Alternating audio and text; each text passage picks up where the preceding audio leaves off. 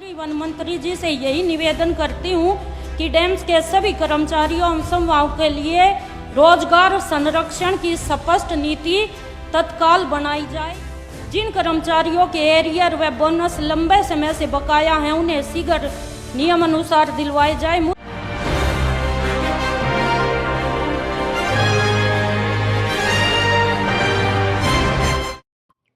आज दिल्ली विधानसभा के सदन में डीआईएमटीएस के हजारों कर्मचारियों के भविष्य से जुड़ा गंभीर मुद्दा उठाते हुए नजफगढ़ विधायक नीलम कृष्ण पहलवान ने क्या कुछ कहा, देखिए इस वीडियो में। माननीय सदस्य श्रीमती नीलम पहलवान जी। माननीय अध्यक्ष जी, मैं आपके माध्यम से सरकार का तथा माननीय परिवहन मंत्री जी का ध्यान एक अत्यंत गंभीर और संवेदनशील विषय की ओर आकर्षित करना चाहती हूँ।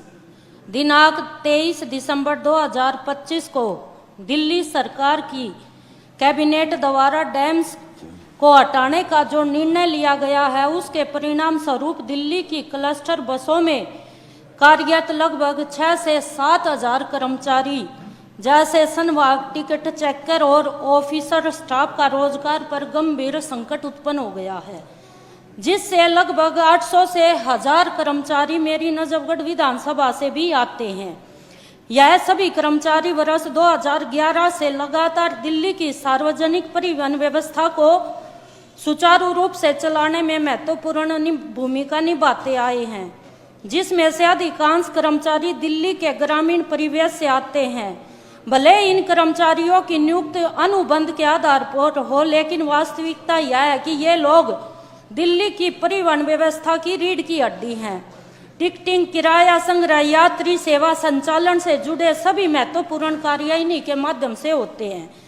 लेकिन 31 मार्च 2026 को अनुबंध समाप्त करने के निर्णय में इन कर्मचारियों के रोजगार संरक्षण एवं भविष्य को लेकर कोई स्पष्ट नीति और दिशा निर्देश नहीं दिए गए हैं। इससे हजारों परिवारों के सामने आजीविका का संकट उत्पन्न हो गया है। महोदया, स्थिति और भी गंभीर हो जाती है जब हम देखते हैं कि सीमापुरी, दिलशाद गार्डन, राजघाट, सुनहरी पुला, कंजावला, देचाऊ कला और बीबीएम जैसे कई डिपो पहले ही बंद किए जा चुके हैं। इसके कारण हजारों कर्मचारी पहले से ही बेरोजगार हैं। ऐसी स्थिरता का सामना करते हुए इस विभाग में बड़ी संख्या में महिला कर्मचारी भी हैं, जिनके परिवार की रोजी रोटी इसी रोजगार पर टिकी हुई है। इनका रोजगार अचानक समाप्त हो जाता है और उनकी आय सीमा और कहीं भी अप्लाई करने के लिए निकली जा चुकी है।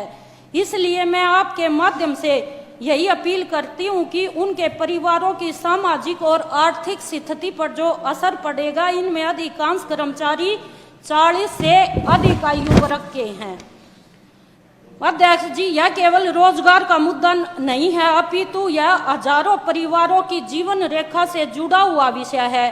मैं सदन के माध्यम से माननीय मुख्यमंत्री जी और परिवहन मंत्री जी से यही निवेदन करती हूं कि डेम्स के सभी कर्मचारियों एवं समूहों के लिए रोजगार संरक्षण की स्पष्ट नीति तत्काल बनाई जाए। इन सभी कर्मचारियों को दिल्ली परिवहन निगम या अन्य ऑपरेटर एजेंसियों में प्राथमिकता के आधार पर समायोजित किया जाए।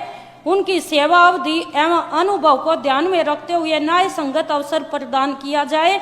जिन कर्मचारियों के एरियर व बोनस लंबे समय से बकाया हैं उन्हें शीघ्र नियमानुसार दिलवाए जाए। मुझे पूर्ण विश्वास है कि माननीय मुख्यमंत्री जी और परिवहन मंत्री जी इस गंभीर विषय पर संवेदनशीलता के साथ निर्णय लेते हुए हजारों कर्मचारियों और उनके परिवार के भविष्य को सुरक्षित करेंगे।